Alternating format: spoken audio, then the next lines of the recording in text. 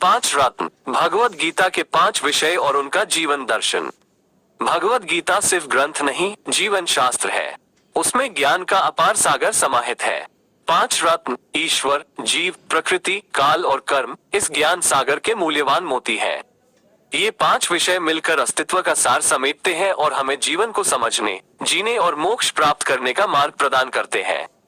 पहला रत्न है ईश्वर। गीता हमें सिखाती है कि यह जगत निराधार नहीं है, परमेश्वर के अदृश्य हाथों में संचालित है। वो सर्वव्यापी, सर्वज्ञ और सर्वशक्तिमान है। वो प्रेम का सागर है और इस संसार का अंतिम सत्य है। ईश्वर को जानने का अर्थ ही जीवन का उद्देश्य को समझना है। दूसरा रत्न है जीव। हम केवल शरीर नहीं, आत्मा भी है। यह आत्मा अजर, अमर और ईश्वर का अंश है। ये शरीरों को धारण करती हुई भवसागर में भटकती है। गीता हमें सिखाती है कि शरीर नश्वर है, किंतु आत्मा शाश्वत है। अपने वास्तविक स्वरूप को पहचानना और मोक्ष प्राप्त कर ईश्वर से पुनर्मिलन करना जीव का लक्ष्य है। तीसरा रत्न है प्रकृति। ये भौतिक जगत माया या प्रकृति के अधीन है। ये तीन गुणों सत्व, रज और तम से बनी है। ये गुण हमें बांधते हैं और भोग विलास की ओर खींचते हैं। गीता हमें समझाती है कि प्रकृति को पार करना ही वास्तविक सुख है। भक्ति और कर्मयोग के मार्ग पर चलकर ही हम प्रकृति के चक्र से मुक्त हो सकते हैं। चौथा रत्न है काल। समय अनंत चक्र में दौड़ता है। वो सब कुछ नष्ट कर देता है। मनुष्य का शरीर भी काल के प्रवाह में बहता है। गीता हमें समय के महत्व को समझाती है। हमें हर पल सार्थक कर्म करने का संदेश देती है। क्षणभंगुर जीवन में ईश्वर की भक्ति करना ही काल को जीतने का तरीका है। पांचवा रत्न है कर्म। गीता हमें कर्म का सिद्धांत सिखाती है। प्रत्येक कर्म का फल मिलता है।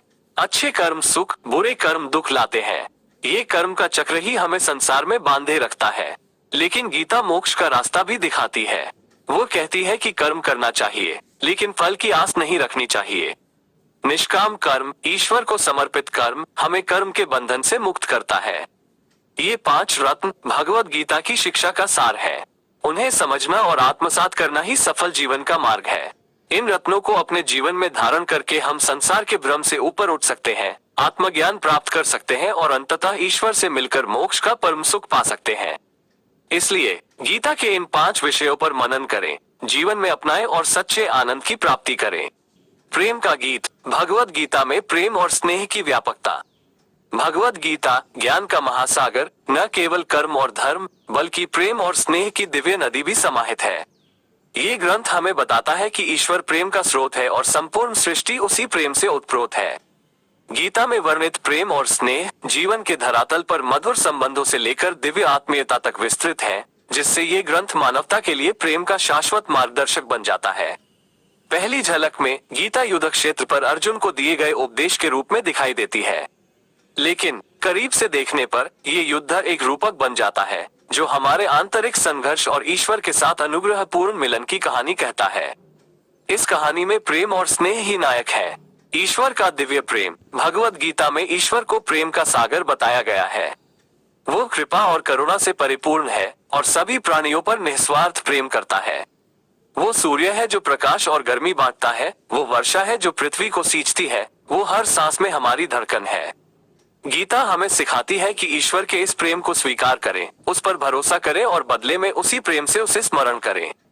सभी प्राणियों के प्रति स्नेह। गीता हमें संकुचित प्रेम से ऊपर उठकर सभी प्राणियों के प्रति स्नेह विकसित करने का आग्रह करती है। मित्र और शत्रु, सुखी और दुखी, सभी एक ही दिव्य चेतना के अंश है।